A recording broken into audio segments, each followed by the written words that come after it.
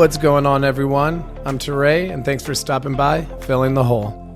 Join me each week as I sit with guests as they share their experience, strength, and hope on our journey to overcome suffering.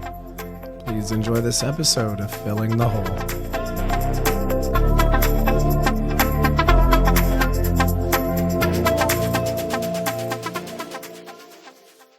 What's going on, everyone? I'm Teray, and thanks for stopping by Filling the Hole.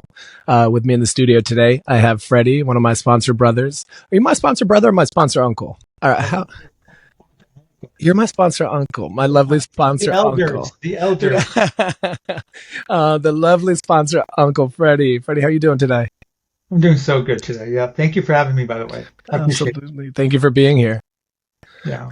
I did meet you. I think I spoke. That's the first time we met, and then just by accident, we've had a lot of synchronistic accidents happen. Your sponsor turned out to be my sponsee brother. So yeah. Very, very that. Yeah. I mean, I remember that day that you came and you spoke because you were just so fabulous in sobriety. And I think that was the first time that I saw that like you just sitting in your power and owning it and owning your space. And I was just like, oh, this thing doesn't have to be boring and scary and all these things that I was thinking when I was. Boring is the last thing this life is, really. Totally. No, I'm so thankful to know you, and I'm so thankful that you're here. I guess, yeah. Tell the people a little bit about you, where you're from, and yeah, where you're at now. Well, I was born here in the ganglands of Montebello in Los Angeles. The ganglands, I say that because my cousins are all in gangs. A lot of them have passed away from this disease because it's so prevalent there. Yeah. But I will start my story with the format, the 12-step format, what I was like, what happened, and what I'm like now. You know, I had 3 years. I had moved here from New York. There was a relationship that, yet again, because that was one of my addictions, was I love toxic relationships. Mm-hmm. I need them to save me. My sponsor said, who are you going to take hostage this week? That's one of the things my sponsor used to say. But that relationship had fallen apart, and I was in New York City doing shows. I did some Broadway shows up there, some off-Broadway stuff, some film. And I had dreamt about being there for many, many years, and I'd finally gotten there, and that relationship was such a beautiful relationship. You know, we had a home in Boston, a home in New York, and a home in Basel, Switzerland, and he loved me so much. And I was really happy, you know, and I was at a bar, ironically called Therapy. I remember Therapy. Yeah, and this was, well, anyways, I met this guy, and it was his birthday. I didn't know him. I'd never met him before, and he took me to the Wall Street Sauna, which was like a bathhouse. I'd never been to a bathhouse. I think I was in my early 30s, 32, 33 or something. And so we went. And in minutes, he had finished whatever he had come to do. And he left me there. I had checked in all my clothes. I didn't know what to do. And I walk out of this place. And some guy called me into his room, and honey, I went to town. My pumps were stuck to the ceiling. I was up all night. Lots of boys in and out, revolving door. And that's also the night that I became HIV positive. Anyway, so that relationship, I didn't know what was happening. We didn't know what was happening. I just got very volatile, you know, and I started my separation anxiety. He had to travel for work a lot, and it would always rear up, and we would get into a fight before he left. Because of my neediness, he would leave, and what I said was my abandonment issues got triggered. So he would leave, would get into this huge fight, and then I'd start to go use again. That drug was so powerful that the first time I used was on a Friday, and by the next Friday, he was out of town, and I was out looking for it again at that same place at the Wall Street Sauna. Well, over time, the relationship just crumbled, and I moved to LA I had gotten a show. I did the LA premiere of Tick, Tick, Boom out here, which is such an ironic name for what was happening in my life. And it was great. We were extended 6 times. We were nominated for Best Musical. And the last night of that show, the last night I said the same line that I had said every night. I said to him, I'm dying and I'm not going to get any better. And he looked up at me, and he had never done that before. I'm dying and I'm not going to get any better. And he looked up. What I didn't know is that he had 10 years of sobriety at that point. And that was when I had my moment of clarity in front of thousands of people. And I got sober. And I went to rehab that Friday and I got clean. And that rehab kept me clean for 3 years. Um, my sponsor at that place that they gave me, and he walked me through the steps. He took me out of rehab on the beach there in San Clemente, and we did steps 1 through 8 on the beach in one day. Wow. I've done the steps many times since, but in one day we did steps 1 through 8, and I felt like the world had been lifted off my shoulders. Well, I got super busy because they told me in the program when I got back to West Hollywood, they told me to get self-esteem, you must have esteemable acts.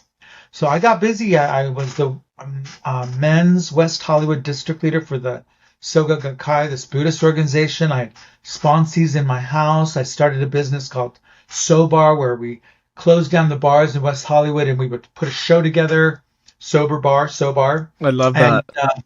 beautiful, lots of people were willing to give up their time for the recovery community. Hmm. Beautiful Broadway, Emmy Award winning, Tony Award, Academy Award winning people. And I was very busy. Yeah. We started in West Hollywood. We did it in Palm Springs. We did it in San Diego. We did it in Long Beach. I was just so busy. And my sponsors would always say, Freddie, you're doing your step work, but you're not doing it very deeply. Mm. You're doing it very superficially. Because I was also doing my step work, calling my sponsor, praying, meditating, doing my step work, all the other stuff, sponsoring people. And in my third year, I produced a show. It was Gay Pride here, and Sobar put together a show here, and I directed it. Lots of Broadway people. It was such a beautiful show. At the time, though, I thought it was, well, I'll tell you why in a second, but I only sold half the tickets. And the voices from my childhood came back. And the voices were, I'm not good enough. Everyone can see I'm a failure. I'm not talented enough. I'm a fraud for sure. I'm insufficient, incapable, and unable. I didn't go to the right schools. That's why I'm not talented enough, because I couldn't afford to go to the right schools. And I took my 3-year cake on Monday. We did the show on Wednesday. And by Friday, I relapsed. Mm. Um, I think, wow, what a tale, right? Like, what an experience. But I relate to, I think that feeling, what you described of just not being enough, not being placed in the right, things given to me, or me coming across them in life. Like, I tell people, my addiction is like a megaphone of all my self critiques, all my biggest fears, all the things that, my shame and my guilt of, not being enough. and I read some statistics somewhere. I don't remember the numbers. Don't quote me on the numbers, but if a bully says something to a kid on the playground, he'll repeat it to himself like 10,000 times in the next 24, 48 hours. Oh, wow. So imagine your father saying something to you, and that was my father, constantly saying things like that. But I think you're right. I think most of us that are in recovery have that issue. Mm-hmm. Well, I will tell you that relapse took me 10 years to get back. Wow. Excuse me. It took me 10 years to get back, and I tried. I mean, there was this meeting on Prospect and Vermont here, and I would go, and I would raise my hand over and over again. I never stopped trying, but I felt so ashamed, and it wasn't shame. Now I can see that it wasn't shame that they were putting on me. It was shame that I was putting on myself. Was this when you slid back into active addiction for the 10 years? Yeah, You'd still go to meetings? after the 3 years, then I went out. Yeah. During those 10 years, I kept coming back. I kept trying, Wow. and I even went to rehab twice for 6 months each. Oddly enough, the very day that 6 months would hit, I would go back out again. I climbed the fence a couple times to get out, you know. Yeah. I thought about it a couple of times when I You know was how we do. You know how we do. You know how we do. That's a whole new world. You are going down the rabbit hole yeah. completely. So my psychosis got really bad, but even worse was the staph infections, because at one point the staph had gotten into my bloodstream and I had to have a stent put in my arm so that they could drip antibiotics into my heart, because if it had reached my heart, I would have expired. I would have Yeah. transitioned out of here. Um, Wow. but I kept trying. I kept trying, and um, but I got sicker and sicker. You know, I would have such bad psychosis that the LAPD, the CIA, the FBI, the M316 gangs in my neighborhood were all after me. I'm very, very popular when I'm high. I mean, because we become the most important people in the world. The terrible thing is that a couple times I called the FBI on my gang member neighbors. I don't know if they were Oh, really gang members, wow. but and you know the funny thing about us is we have these self-fulfilling prophecies, because I know at some point I screamed at the window. Nobody was probably there. Get away from my window, mind your own business. So I probably caused problems with my neighbors, which Mhm. then made me believe that the gangs were actually there, right? Totally. You know? And I was walking in and out of that neighborhood looking like hell, my God. But and you know, actually I will tell you that after I left that apartment, I did not go back into that apartment. All my stuff was in it. I was still paying rent for about 3 years. What? Because the psychosis around that place, it was so haunted for me, you know. Yeah. There was a night I remember I shot up, I laid down, and I felt like four presence, a presence in each corner, dark, covered with like Palpatine from Star Wars, you know, Hmm. the cloaks, and I felt one touch me once. The problem is, you know, the stories that we create. You know, at one point I heard my partner at the time, which I'll talk about that in a second, and my best friend were having sex in the other room, which was not really happening. But what happens is then when I'd come down, I'd still believe the psychosis. Oh yeah, because So it feels true, and I'll speak for myself.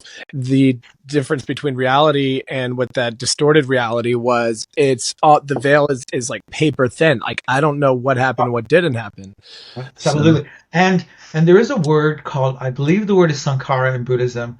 It's the stories we create. But I did learn a lot during that time about how I would get high, create stories, and then he'd walk in the door when I wasn't high, and I'd still rip his head off because mhm. he was cheating on me with my best friend, which was absolutely not true. You know, but it got so bad, you know, that the dog sniffing under the door would scare me, and I would all the drugs that I melted to inject, I would drink it because I Mm, thought the cops were going to come through the door, and then I would overdose. Many times I mhm. overdosed. I probably overdosed a good 6 or 7 times. The police were called, the firemen were called. At one point, I was at some guy's house and he gave me too much G, and I was flip flopping on his front lawn. And the ambulance came, and of course you sign the papers so they can take you away. But my pants were down almost to my ankles. Luckily, my underwear were not, but still, you know, in some neighborhood where the neighbors were all watching, right? Mhm. Somebody called the ambulance. Whoever that angel was, thank you. Yeah. You signed the paper not knowing that the ambulance cost $7,000. You're gonna have, Mhm. Totally.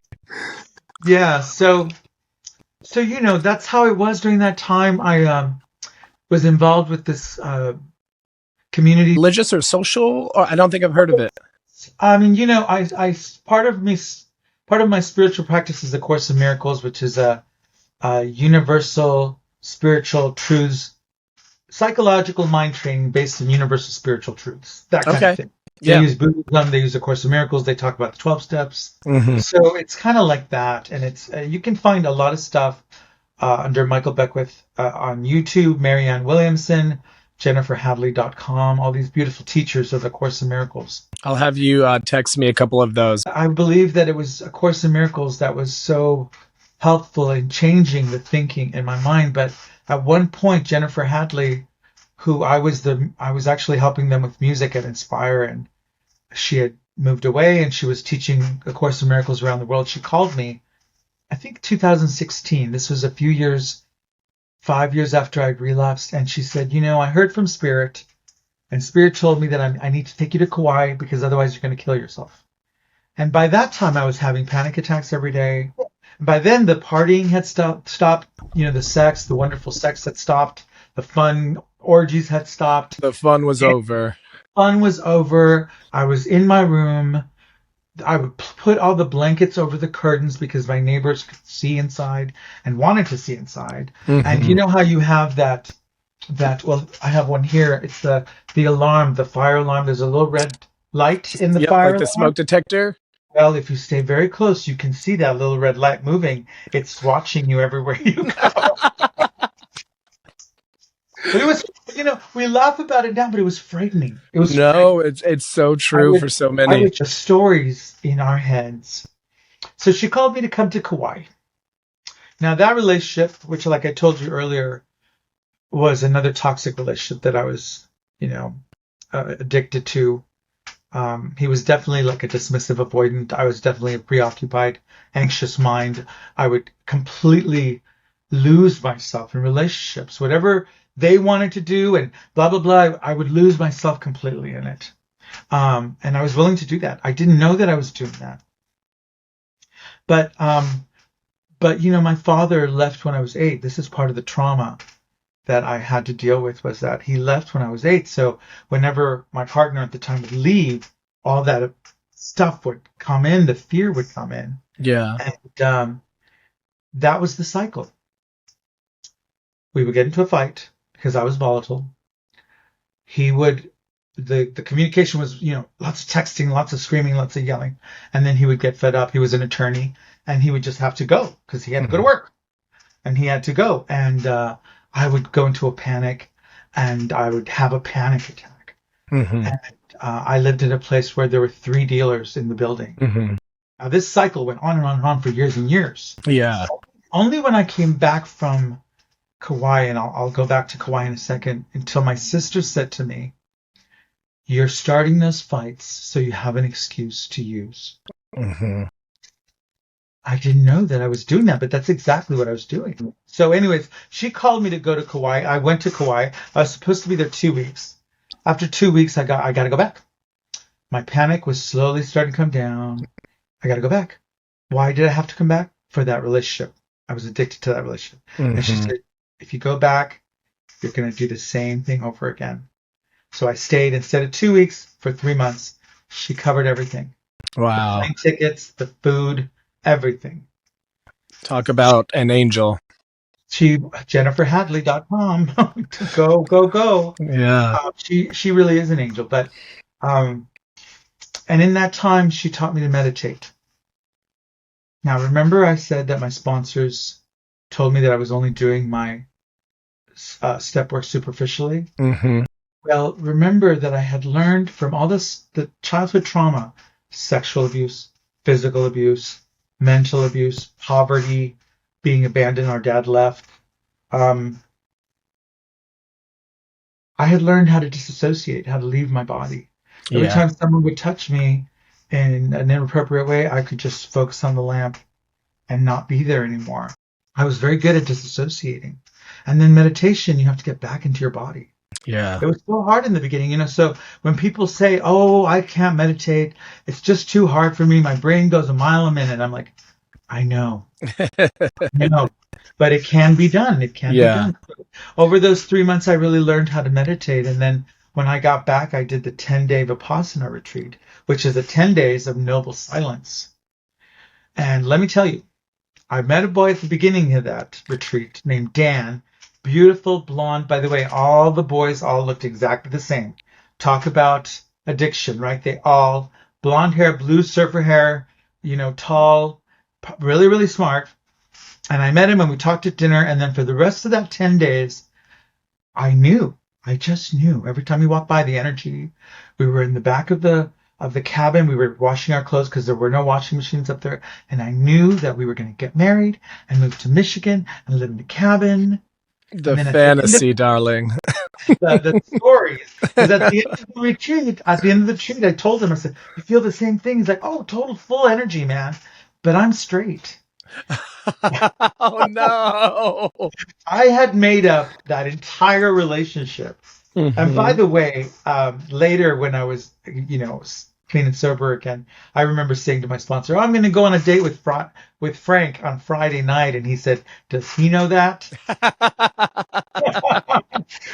I love The that's the stories.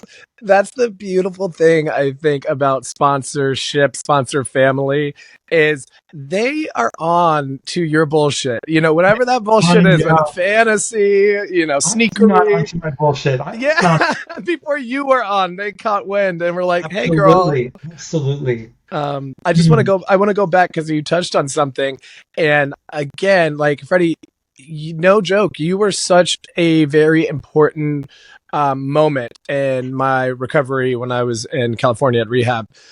You came in, you shared, you spoke about Buddhism, but it's very spiritual. They definitely drill in spirituality. I joke with my like friends and family here. I go, rehab was just lubing me up for the meetings, and meetings are just lubing me up for spirituality. I was like, I know this game. I said, Yeah, that's I'm onto absolutely this. right. And I said, That's but it's okay. absolutely right. I said, but it's okay because the cult that I was in nearly killed me. So what the fuck can I lose Mm. from this one? That's right, honey. That's right. And what a beautiful place it was too. Oh I mean, there yes. was nature all around you. It was It really beautiful. it was gorgeous, but you came and you spoke about Buddhism, and that piqued my interest. And I have to say, since then, I have picked up a couple of Buddhism books, Buddhist books. I meditate now. Like, I think I started taking it serious because it looked so good on you. You were a living, walking testament to these things they were trying to teach us. And I'm like, you know what? If this fabulous human being can do it, I can do it. Let me like get serious about this shit because it's working for him. You look so free. Well, Yeah. to be clear, like, spirituality for me is not a luxury. A lot of people on this planet can go or not go. For me, it's really a matter of life and death. Yeah. And one of my original addictions was religion. I was born Catholic. My mother couldn't find a Catholic church in the desert when we moved to the desert, so we became Southern Baptist. I found Mormonism. I found Pentecostal church. I found, lots of culty Christiany churches. I went to Judaism on the Upper West Side. I tried black magic when I was singing in heavy metal bands in high school. I mean, I have done it all, and Yeah. so I do say that I practice Buddhism, but I don't ever call myself a Buddhist or any kind of Hmm. religion. Just, I practice Buddhism, but I came back and I went to that retreat, and when I came back from that retreat in LA, I went right back to that relationship, and it fell apart very quickly because we'd been apart for 3 months now. I had gotten clean in those 3 months for him. Mm. And I didn't know that I'd done that. I had gone to the 2 rehabs that I went to in those 10 years for him. Wow. And that's why they didn't stick. That's why they didn't stick, because I was doing it for someone else. Now, people say I got in here because whatever gets you in, gets you in. But Yeah. at some point, you got to do it for yourself. And I wasn't doing it for myself. So I did relapse after that again, but I never went back to using the way I did before. One thing I think is really important to touch on, and we spoke about it, that codependency aspect of addiction. Yeah. I know for myself, I moved to New York City. I found myself super codependent in a very abusive relationship, and I witnessed abuse growing up. Right. And I vowed that will never be my reality. And lo and behold, that cycle just freaking continued for me. Well, I mean, I will say that of all the addictions, and I have plenty, Xanax, smoking, alcohol, I mean, everything. Um, Being addicted to another person is the most painful one for me. I remember I used to say, if my mom passes away, I can handle that. But if I go through a breakup, I can't handle that. Mm. And like I said, I was constantly relapsing over arguments that my partner and I had. Man, you got to remember that, like, with all this childhood trauma and a very distant father, I was always looking for the faraway prince. The problem Yeah. with the faraway prince is that he's always the faraway prince. So I would choose people that were going to fulfill that self-fulfilling prophecy. They leave, they cheat, they're not there. I was picking people like that because, and I will say it in vibrational terms, I was vibrating at that frequency where I was attracting those kinds of people into my life. A kid always wants to solve the puzzle from their childhood. And that was the most painful addiction of all. And in the second year of my recovery, I will say this so plainly. Any time before my recovery, if someone left, I would go into a tailspin of drug addiction, drinking that could kill someone. 2 years into my recovery, this relationship ended. I never once thought about using. I kept my serenity and I kept my contentment. I was still grieving. I was still hurting. I was still crying. At one point, Panda, my little dog, looked at me like, would you please get over it and move to the other side of the bed, because I cried for so long. It was painful. It was painful. But here is the magic of what happened. Yes, the steps. Yes, meditation got me into my body. Yes, the steps helped me get rid of the resentment and the anger that I had. But this idea that I was constantly putting my eggs in one basket, I needed that person to fulfill all my dreams and expectations. When I came into the program, I had all of you. The going out, the fabulous parties and things that we do. I started getting the love that I needed from different kinds of love, different, ways that I needed to be loved from all of you. So that when that breakup happened, I knew I wasn't going to die, self-destruct. I knew I was going to be okay, because you gave me a foundation that I never had before. This foundation that there's ground under me, that I'm going to be okay. And so I walked through that breakup as gracefully as I could, with my peace intact. Yeah. With no need or desire. Not once. I'm serious. Not once did the desire to use come to me. That's incredible. That's amazing. And like I said, he's back in my life. He's actually walking the dogs right now on a hike, and we're friends. And that's a miracle. That is miraculous to me. Yeah. So thank Truly. you, program. Thank you, meditation. Thank you, therapy. But I mean, I just feel different being on this earth. When you have so much trauma, childhood trauma, you really think that the world is not on your side. That the earth, the universe, everything is conspiring against you. I used to wake up in a panic with the fear of impending doom, that when is the next shoe going to drop? I don't do that anymore. I feel there's ground under me. I feel like the universe is conspiring for me. What? That my higher power is looking out for me? That this is really a good place to be? And I struggle politically with what's been going on, and the climate change, and I just feel the feeling that it's going to be okay. Even when all that's going on, it's all going to work out. Like the step 3 idea of leaning into trusting source. Just trying to believe in the beginning. It's so hard to believe in the beginning. Your sponsors are telling us, 1 year is going to feel really good. It's going to be amazing. And you're like, well, I've never seen 1 year, so I don't believe you. I believe the guy who has 2 weeks. And then the more you go along, then this kind of fear and distrust becomes faith. I'm going to choose to step 3 this. And I met my mentor in that program. They call them mentors. Refuge Recovery has now become or morphed into Recovery Dharma. There's not a lot of Refuge Recovery meetings. The book, though, I highly suggest that book, which you can get, the Refuge Recovery book, because so much beautiful truth in that.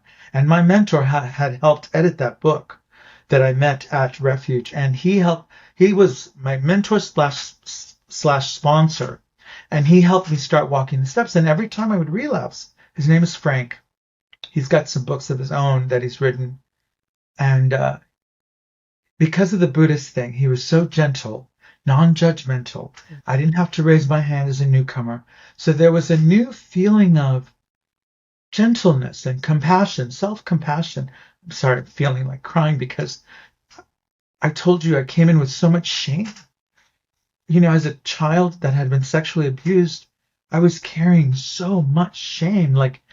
And my father left when I was 8, and I blamed myself for his leaving. My mother struggled after that, and my sisters, when I started using, and I blamed myself for all of that. And we're Hispanic. The firstborn son is the prince. He's supposed to stay home and take care of his mother. And I didn't do that. I left and traveled the world. Yes, I began singing. Singing was was another form of addiction. I sang to stop the screaming in the other room, and I got good enough that I was able to get a job doing that in 38 countries, TV, film. I had a beautiful, fabulous. I was addicted to fabulosity. That's another addiction. Jesus. It's true though. I was addicted Absolutely. to parties, and Absolutely. I had to have the Cosmo or the Appletini at that time. Now they're silly, but back in the city days, and but I called Refuge Recovery Rehab, and I kept calling him. They kept saying, "No, we do not take scholarships." But I kept calling them, and after a month, they let me in. And Refuge Recovery Rehab, you can actually find a lot of their meditations, Refuge Recovery on YouTube. A lot of them beautiful meditations, but I learned different kinds of meditation for different things. And like I told you, I started to be okay being in my body. And over time, I was able to start doing the step work deeply. Of course, I wasn't able to do it deeply before. I didn't want to look at all that stuff. Yeah. Who wants to look at the abandonments and the betrayals and the him? My dad left with my mom's niece when I was 8. I mean, the going to bed with that dinner. That at one point, I he found out I was left-handed and he stuck a fork in my hand. Mm. Another time, I was getting bullied at school and he handed me a knife and said, "Take this knife and handle them." Remember, I came from the ganglands, so this was their way, and it was violent. It was super violent, but The not as unfortunate violent. I'm sorry. I was going to say the unfortunate part of that, Freddie, is, that's what he was taught, right? Like when we're Yeah, able to look back and get in a exactly. better a better place with ourselves, and we can, start doing the work and Well, look back. I will tell you when I got to my fourth step, the thing that broke it for me that I was able to start forgiveness. Now, remember, forgiveness, it's a very powerful tool for happiness on this earth, but sometimes forgiveness is not an event, it's a process. Hmm. And that was the beginning of the process when his dad, the memory came up for me when I was doing that fourth step that his dad had come to visit us on some Christmas. Now, my father was not an alcoholic. He was a rageaholic. He was a child of an alcoholic, of a violent, violent man. And I remembered when I was 8, before he left, that his father had come to visit us. His father treated him the same way that he treated me. Wow. And that's the memory that came that made me go, okay, I can I can do this. I can let him go. My spiritual advisor, Jennifer, once said, maybe we were up there somewhere in the oneness, and maybe the two of you decided that he was going to teach you forgiveness. And that put him on my side. And I did some work around it. I wrote some fuck you letters and some I forgive you letters and some letters to the child that he was in that crib before he became violent. And then the guy who helped me write those letters said, I want you to look for a sign now. And a song that had not remembered since my childhood played the very next day, like a sign from my father saying, we're okay. Or at least for him, we were okay. For me, it was another few years before I feel completely let go of all that now. I Wow. really do. That's beautiful. Yeah, but yeah, so I finally got into refuge and I got all that training, and then I realized that I wasn't able to do the step work until I was able to do meditation. So I started to get a little bit of time. Frank was so loving and gentle. He had been relapsing for 7 years before he got clean, and he had years and years and years by the time I met him.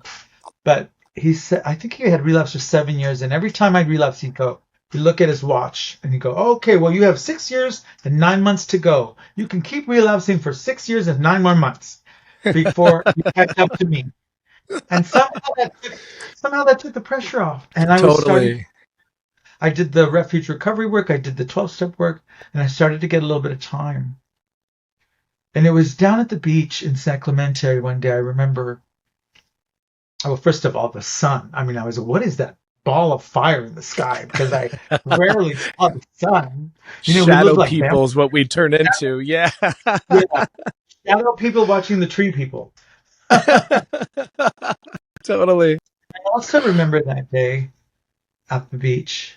I heard the sound and I looked around and what is that sound? It was my own laughter. I hadn't heard my own laughter for 10 years. I hadn't heard myself be happy because it was so sad and so alone. And they asked me at rehab, they said, why are you so happy to be in rehab? And I asked, why am I so happy to be in rehab? Because I hadn't been with people in years. I'd been alone in that room. I was so lonely. I was so lonely for so long. And I started to get chunks of time. And I also remember the day I heard nothing, quiet. The voices in my head had stopped. Through all the meditating, through all the step work, through all the forgiveness. Course in Miracles is big about forgiveness. It's the most powerful tool because if I'm not forgiving you, then I'm looking at you through a different perspective that's wrong. Me trying to blame you, make you wrong somehow. When really the truth is that I have a lot of buttons from my childhood, like that abandonment button, right? I had that abandonment button so that when my partner would walk out the door, I would go into a panic. That's not his fault that I have that button. That's my responsibility. It wasn't my fault. None of our childhood trauma is our fault. But my part is that I then bring it into the now. And I use Yeah. it to punish people, withhold love, or overreact, and anger, or hurt, or whatever. So that I'm always feeling. I'm always, reacting. Mm. Beautiful word called equanimity, a Buddhist word. Really, I don't hear it anywhere else, but it's this idea that we can handle life. The 12-step people say life on life's terms. I like to say life on love's terms because I love to think about it as this is something I'm doing to love myself and to love you, to forgive you. When I was younger, the churches that I go to would forgive by pardoning. I see your sin, I see where you are wrong, and I pardon you. I don't think that's the forgiveness. I think forgiveness for me is I screw up that way, you screw up that way, we're both human. Yeah. When Christ said turn the other cheek, I used to think it meant hit me on the other side of my face. Mm. But now I think of it as I'm willing to look at this from a different perspective. I I'm always just, thought that meant turn around and give them the other cheeks and you can kiss my whole ass because but I'm well, that's glad to better than know. mine. I'm glad to know. Okay, maybe it's all right. Maybe we're just sticking to the face then. That's better than mine. Slap me on the other side of my face. That's better than Oh but no, but you're so right, Freddie. I think so many of us have religious trauma. I'll speak for myself. My grandfather is a Southern Baptist deacon, and I'll never forget. There was this man in the church, and so my pop pops up on stage. He's a deacon. There's other deacons. They're giving their sermon, and it's Southern Baptist, very black, very animated, very what you'd see on TV, and they poke fun at. But there was this one deacon, and dark skin, gray hair, but had these piercing blue eyes, like White Walker eyes, and they were his. It was the freakiest thing as a kid because I didn't see, none of my relatives, no black people I knew, like nobody had blue eyes, and so to see this man, it was so freaky. But he was very homophobic, and he would stand up there and he would say all these demonizing things about these sinners being damned to hell to burn for all eternity. And my pop, although he wasn't the one saying the words from his mouth, he was sitting up there, in one of the high chairs, condoning this. And, at a very early age, I was just like, this is not love. Yeah, I don't feel love here. no, absolutely not. And that was one of the things when I say shame in my childhood. All I heard was that I was going to go to hell. I Mm-hmm. will tell you too that I was so into the religion, and I call it religion. It was definitely religion that I put myself into uh, Christian reparative therapy, gay therapy, Wow. conversion therapy when Mm-hmm. I was 19. Mind you, I'd been through all these different churches. Really, what I was looking was for some relief from the pain that I felt inside from the trauma. I didn't know that. Hmm. So now when I see people going in and out, my first thought is they probably have some unresolved, undealt with childhood trauma. Oh yeah.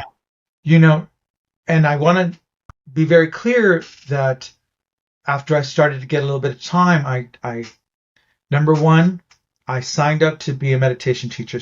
I studied for 2 years and graduated as a meditation teacher. I didn't want to be a meditation teacher. I just wanted to learn.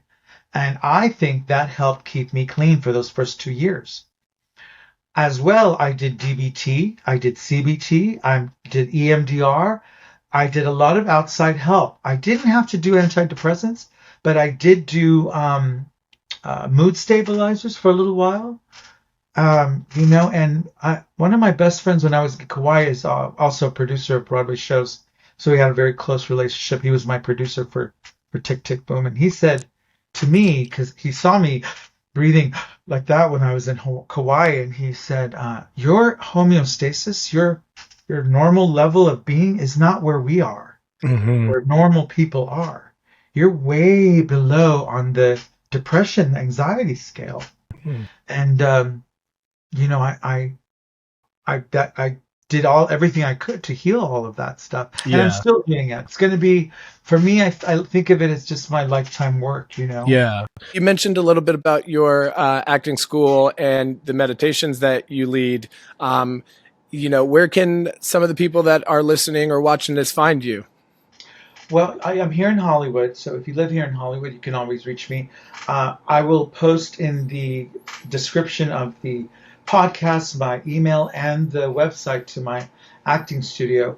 Like I said earlier, I'm also graduated, certified as a meditation teacher through Jack Cornfield and Tara Brock. So if you need meditation, I can certainly do that for you either over the phone, on Zoom, or we can do that in person here in Hollywood. um, I'm available for that. Any way that I can be of service.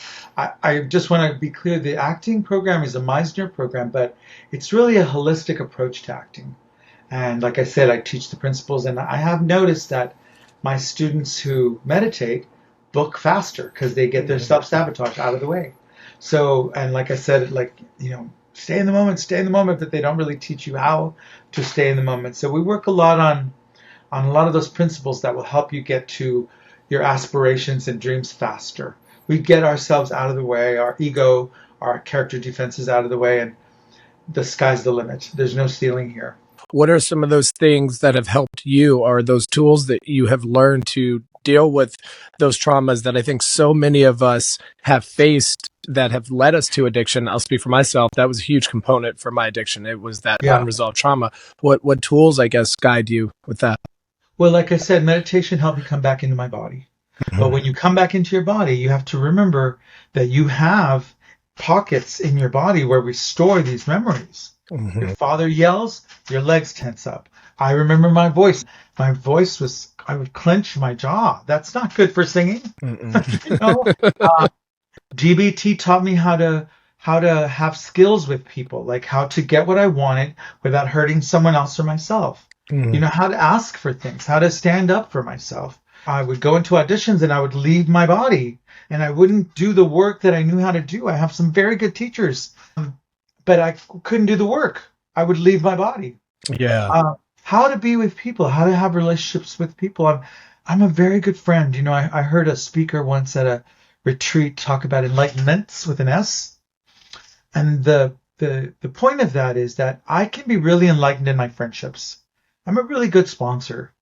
But in romantic relationships, I'm not as enlightened. I need help in that. So I'm now going into therapy to learn something about attachment theories, the dismissive avoidant, the fearful avoidant, the preoccupied mind, which is what I am. I get lost in relationships.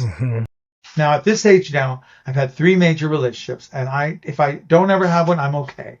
Because the biggest tool that these 4 years have given me is the idea that my source, refuge, that's why it's called refuge recovery, that my refuge is in here. And that grew over time as I now have about 4 years and 5 months or so of sobriety. Thank you. I Mhm. couldn't get 2 or 3 days clean, and now I have that. But over time, I Amazing. have learned, and there is a line in the big book that this book is designed specifically to lead you to a relationship with something higher than yourself. Mhm. Now, I don't care what you call it, God, Holy Spirit, Brahman, Atman, light, source, energy, universe. It doesn't matter. Yeah. You realize that you have that within you, and it's not up in the sky somewhere, it's within you. Even if you believe it came down from the sky, it's in you now, right? Thank you so much for saying that, because when I, first got to treatment and meetings, and even like my first sponsor in LA, even with my sponsor now, who we love, Bob, I was like, I don't know, I got hung up on the spirituality thing. I was Yeah, like, I don't know, and everybody told me it's okay. You don't have to right now, right, right, right. and that, I didn't realize until I was in rehab, like, I'm a perfectionist. This was news to me because, like, I'd been a messy bitch my whole life. So to be called a perfectionist, one of the counselors, like, no, Teray, being a perfectionist doesn't mean everything is perfect. It means you're constantly torturing yourself by striving for perfection. And when Right. it's not perfect, you would rather take a flamethrower and burn it to the ground. That's part of And, the shame. and I go, that's perfectionism? I was Yeah, like, holy yeah. shit. That's But definitely part of the shame I, is making sure yeah, the outside is looking good. It was I was 6 months into sobriety. I was still, I wouldn't say I was white knuckling it anymore, but I had done enough work, and I went to go to an acupuncturist. I love acupuncture, by the way, and same. they they took all the needles out at the end, and I stood up. And then the minute I stood up, I had this moment where I remembered where I'd been 3 years ago before Kauai, and how far I had come from who I was. All my morals, my ethics, everything that mattered to me had turned around. My mother didn't matter. My career didn't matter. The only thing that mattered was getting high, getting Mhm. that boyfriend and getting high. Me, me, me, me, me, right? Oh, And in yeah. that moment, I realized that I had been I had left who I was. Who I was did not exist for me at that moment after 6 months. And that was the moment that I started working on my character and started working in the spiritual principles. I wanted to get back to the good person I was. And that was the moment that I felt that power kind of flow in. I didn't want that old God of mine, the hell and fire and brimstone God. I didn't want that anymore. And that's when I felt some kind of surge happen in me. I won't say that it wasn't with me before because I feel like we can never be disconnected from that source. Mhm. But at that moment, I began to work differently. Yeah. And I started to want to be of service. The commitments helped. And then my sponsor said, it's time for you to get up and sponsor now. Oh, no, no, no, no. I cannot sponsor. Oh, yes, you're going to get up and sponsor now. Oh, no, no, no, no, no, no. And yeah, so I got up, and of course, the minute I stood up, I got a sponsee.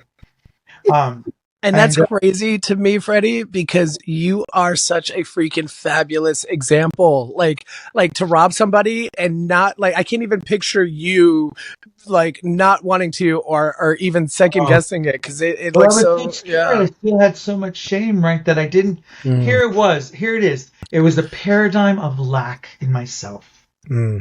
And as I began to sponsor, I noticed I had something to give. I noticed that I could, oh, here come the tears again. This gratitude overflows me sometimes so much, but I had something to share. I had something to give. And this little 8-year-old boy who believed that his dad left because he was nothing, worthless, unable, incapable. I had something to give, and that paradigm of lack began to shift to a paradigm of abundance. Now, this is a whole different mindset, really, because we talk about step one. We admit that we were powerless, and we are. In my disease, I am powerless, but Yes. in my recovery, I am all powerful. I'm the way that the divine has chosen to show up on this planet right now. I don't beg for abundance. I am abundance. I don't have to pray for worthiness. Worthiness is my right, my birthright, because I am, if you want to call it, the son of the most divine creator force that made the universe. Right? Yes. And when I look at those Hubble telescope and now the James Webb telescope pictures, I mean, I'm in awe of, we're just this tiny thing, yes, but it's inside me. And Yes. there's that term, conscious contact. I think it's always there, but when we put our attention on it, when we become conscious of it, that's the magic fairy dust that starts our lives expanding and growing and evolving. And the thing is, there's no ceiling to this. Yeah. I have yet to find a ceiling. Every year I try to do the steps again, and every year that step is different because I am now different. Mm-hmm. And there's money in the bank. I had to count eggs at one point when I was using because there was no money in the bank. I have health insurance. I have two beautiful daughters, two doggies that I love. They're my life. They sleep with me. They are my life. My ex that I talked about, that toxic relationship, he just took my girls. We're friends again. Oh, He took the girls because they're his dogs too, and we're yeah. friends again. And I don't know where it's going to go. I think, friendship is enough, but I also am open to whatever. And That's then I have, beautiful. That's so beautiful. we put together this beautiful sponsee family. I have my sponsees, and they have sponsees now. So I'm a grand sponsor now. And we were having dinner tomorrow night. All of us were doing potluck tomorrow night. And then when someone suffers, one of our boys just had a relapse, and he's in detox until tomorrow. They all gather around him. And, there was some meetings that I went to in the beginning of my first recovery that I saw, and I don't want to be too negative here, but, when people would relapse, sometimes they would move away from them. Yeah.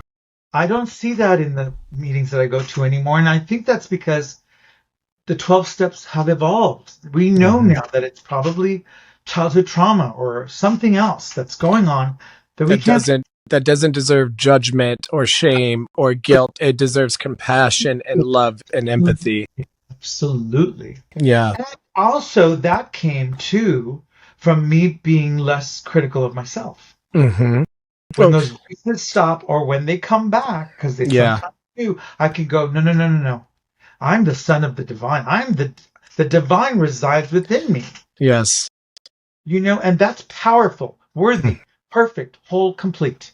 Yes. You'll hear me say those 5 words over and over and over again when I'm leading meditation. I just came back from Conscious Contact Retreat, which, by the way, another amazing experience.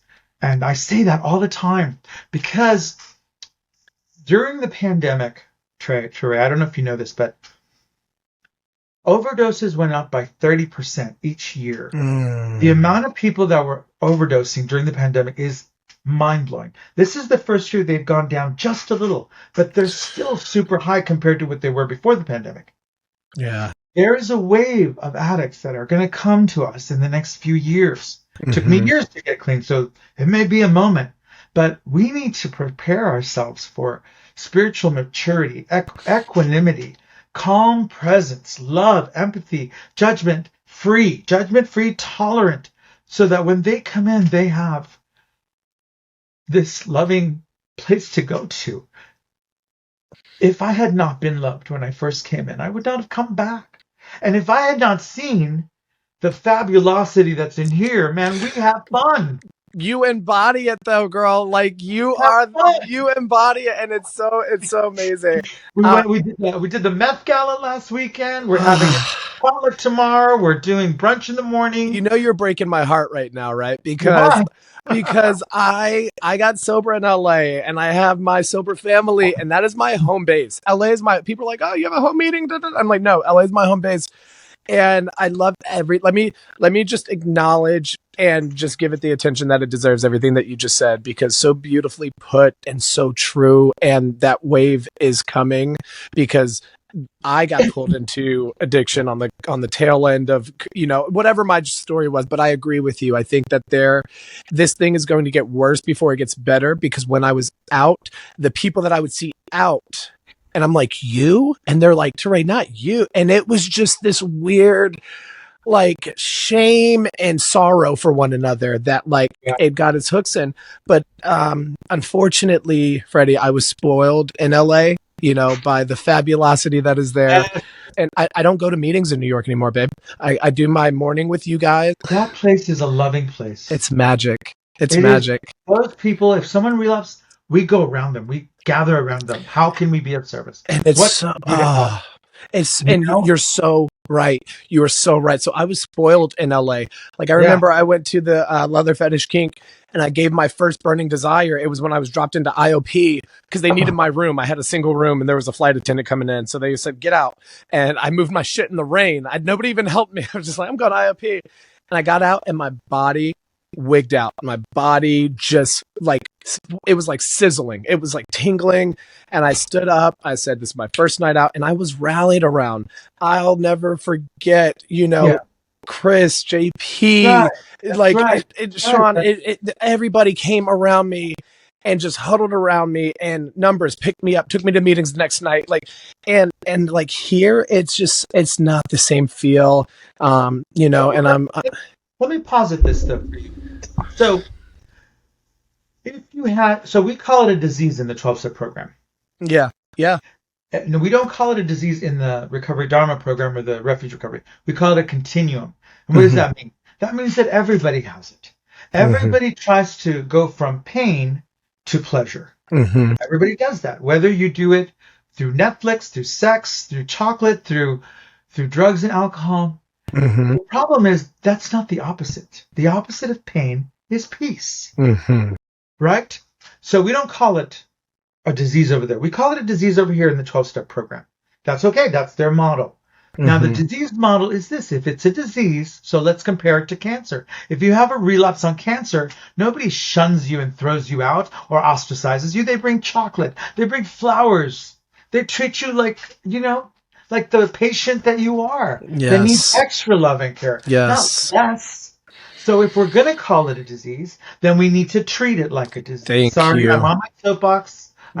Thank you. Keep going. Yes. That's how I see it. Yeah. Because I had to delineate between the two. Is it a disease or not a disease? Yeah. Okay, well, then if it is, then now this concept of going from pain to peace, that's what I get from meditation and forgiveness and all the work that we do in here.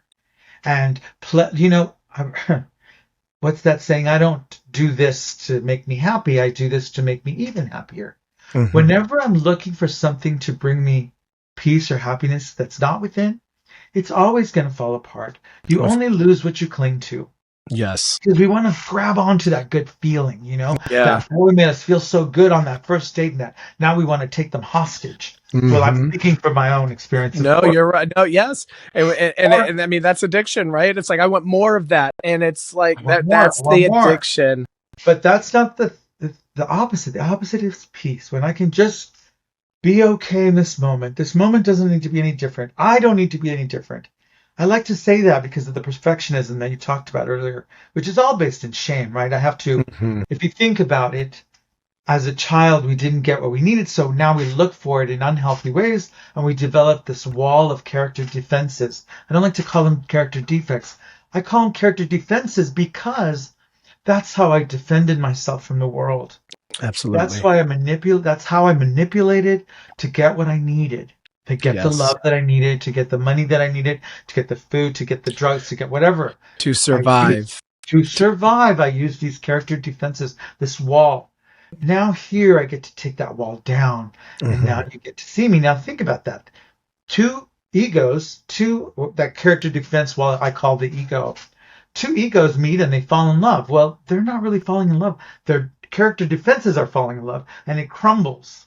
That's why it crumbles, because no one's really meeting each other. And we live in an age where, social media and this, we're not connecting like we used to. And I think that understanding that we have about source energy, refuge, God, spirit, whatever that's within you, allows you to take that wall down so you can become more yourself. People say, 12 steps is a cult. I'm like, yeah, but when I think about cults, I think about people who become less themselves.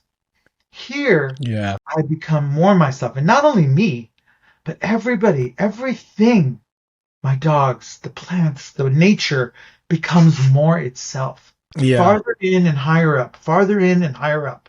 That's what I like to It's say about it.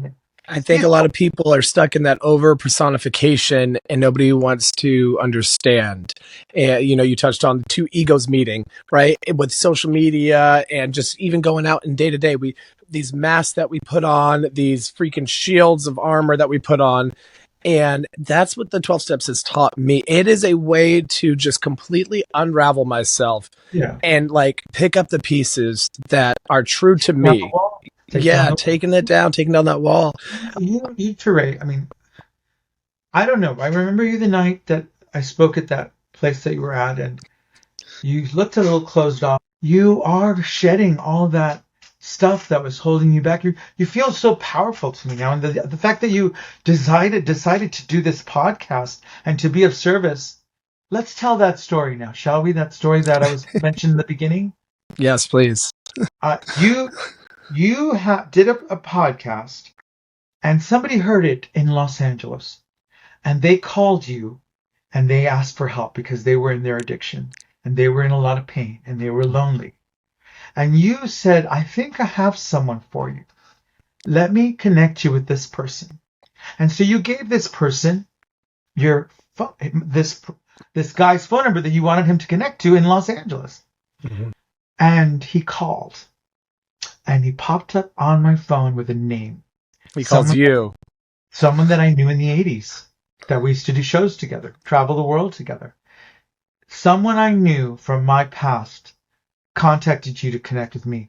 I became his temporary sponsor. We have so much history that I wanted him to find another sponsor. He came to our family.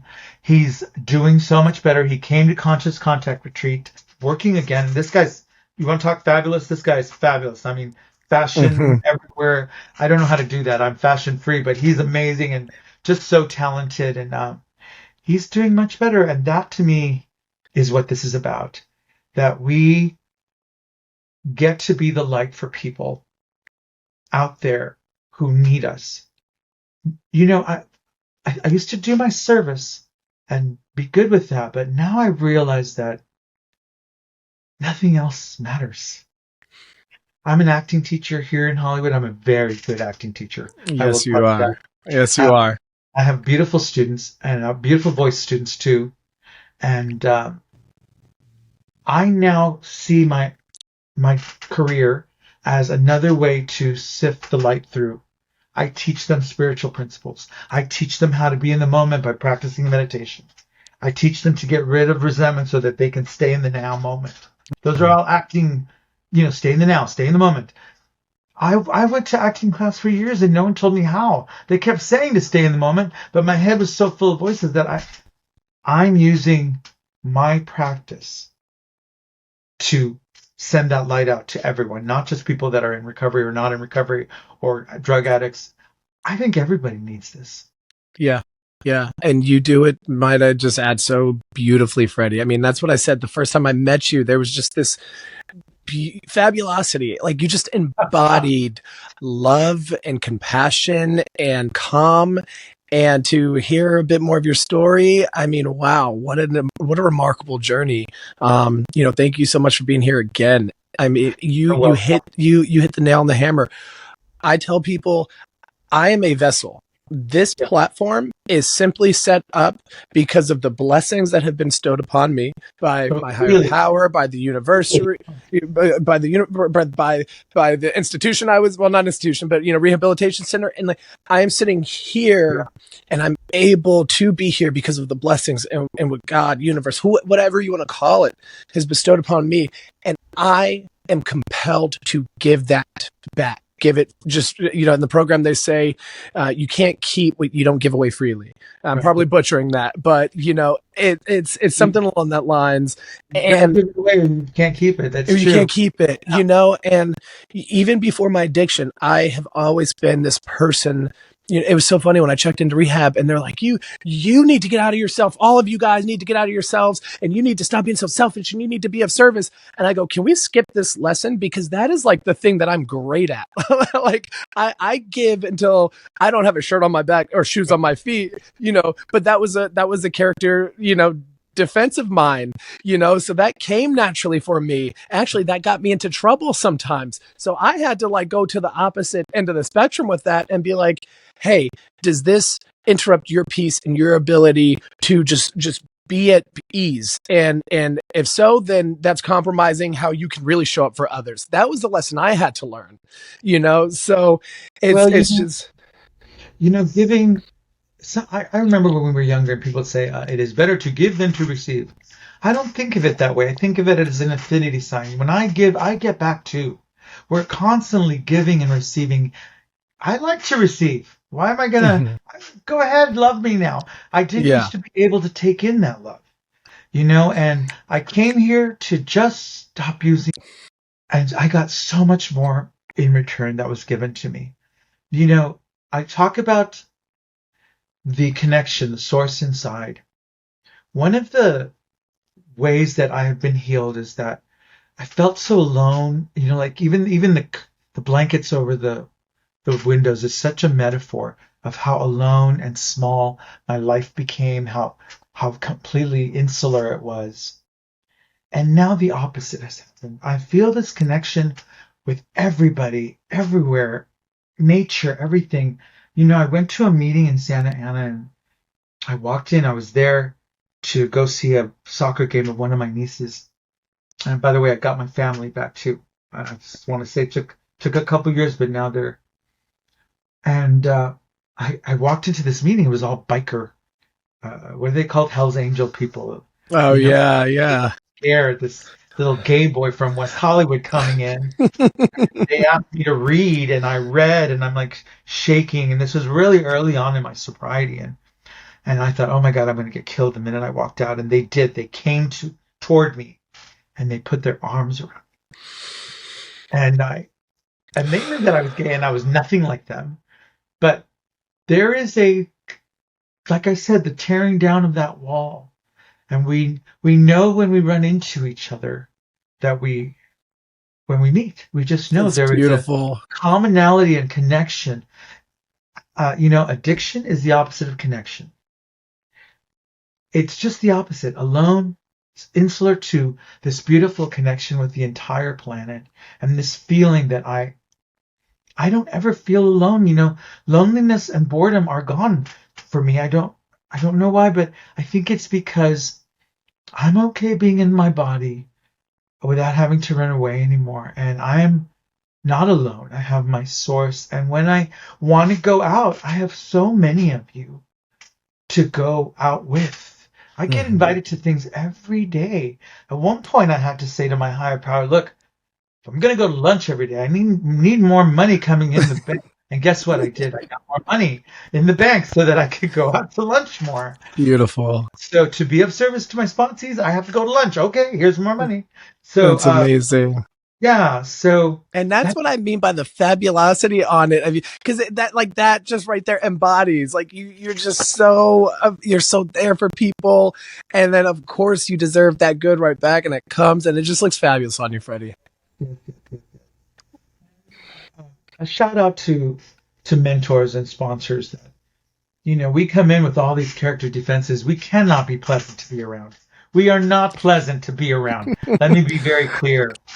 I don't know. I will say, as the sponsee, I think we're a bit more rough edged than our sponsors. That's what I mean. That's what I mean. Yes. Yeah, okay. All right. Good. When we first come in, we're not very pleasant to be around. We have these rough edges, and they have a way of calling it forth in us, that goodness, that kindness, that empathy, that compassion, by walking us through the steps, teaching us how to meditate. They have a way of calling that goodness out in us that makes us really lovely people to be around. Yeah. You saw my sponsor called right before we started. I'll say Bob, and my face lit up, and the first thing out of his mouth is, "You don't know how happy it makes me to hear your voice." And he makes me want to be a better person. I think every gay boy should have a freaking mentor. I don't care if you're an addict or not. I mean, there's trauma that is embedded in our culture as gay men, as gay women, as trans, and and that like we don't have that, stereotypical 101. This is what life is like between X, Y, and Z. Like, I think everybody deserves a freaking sponsor in the LGBT community just to show us the ropes. And we have this family, like I said, my sober family. I don't necessarily know everything as a sponsor, but as a family, the community together, the collective consciousness rises up, and somebody will have the answer to whatever you're going through, even if I don't. Yes. If I don't as a sponsor, somebody around will have the answer. And by the way, all the shame of being the religious trauma, being gay, being sexually abused, everything, I just don't feel that anymore. I can be myself with you guys. And by the way, being myself does not mean perfect. I don't need to be perfect. I'm perfectly imperfect or imperfectly imperfect. Let's get one thing straight, Freddie. I never called you perfect. I called you fabulous. Okay, darling. Well, who wants to be perfect? Who wants to be perfect? They justify the perfect people, so we don't want to be perfect. No. You know what I mean? So it just has become like I heard you laugh right there. I just love hearing that sound that, it's just become such a beautiful life, such a enjoyable life. And I love that little term. We are not a glum lot. Yeah. We're not, and go where the love is. You'll see it. You'll see it because we'll be laughing and taking care of each other and not judging each other for relapsing, and yes.